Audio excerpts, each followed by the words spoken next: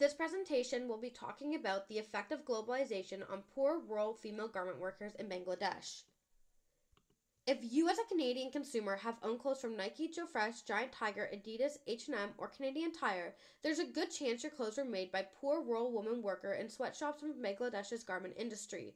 It is time for us as Canadians to be responsible and ethical consumers, ensuring our importations are ethically sourced and made, and it is our responsibility to protect and empower these women to be protected by their state and employers.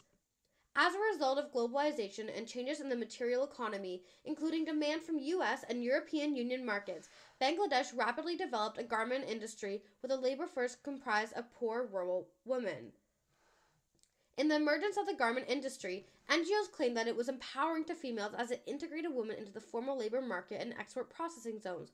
But are these factories empowering?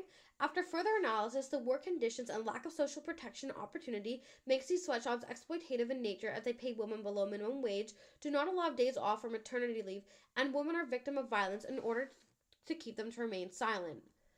After gaining independence from Pakistan in 1971, Bangladesh rapidly developed their garment industry using an export-oriented strategy to attract foreign investors.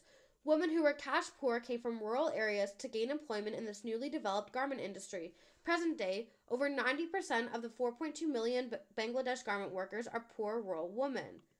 Bangladesh is the largest employer of women in the formal manufacturing sector and a major sector of foreign exchange. Women work 14 hours a day, 7 days a week, with a salary of around $36 a month. Men and women are spatially segregated, and the right and benefits of workers are not enforced.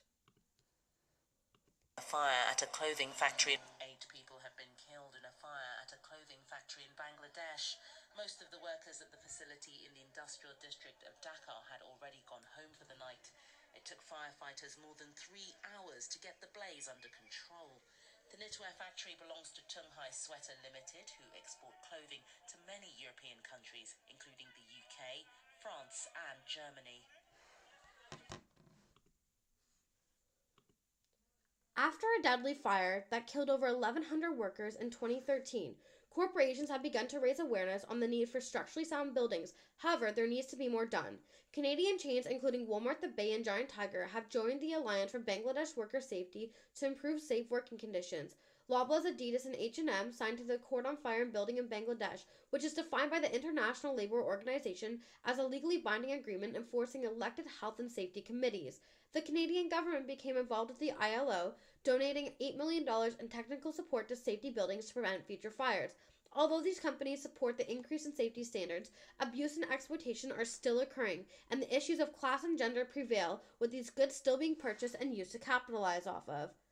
Despite the Canadian government donating money and resources to ensure factories are structurally sound, it is important for the government to analyze systemic issues and educate populations on garment industries and the systemic oppression of women that contributes to exploitation. Bangladesh garment workers have joined the National Garment Workers Federation to advocate and fight for rights, improvement in work conditions, establish a democracy, and eliminate gender discrimination throughout the garment industry. Since 2013, as a result of the Federation, minimum wage for these workers has nearly doubled, there are bonuses and holidays, childcare compensation, and progress towards the right to unionize. In addition to unionization as a way to protect women, organizations and governments must allow the women workers to define the changes they want and need, becoming allies taking action to reduce exploitation and protect their workers. It is important to understand the source of our country's importation and ensure that we are conscious consumers by ensuring it is ethically produced. Adopting a gender and development approach by questioning the status quo and the systems that reinforce oppression will contribute to the understanding and changing of the sexual divisions of labor that create inequalities.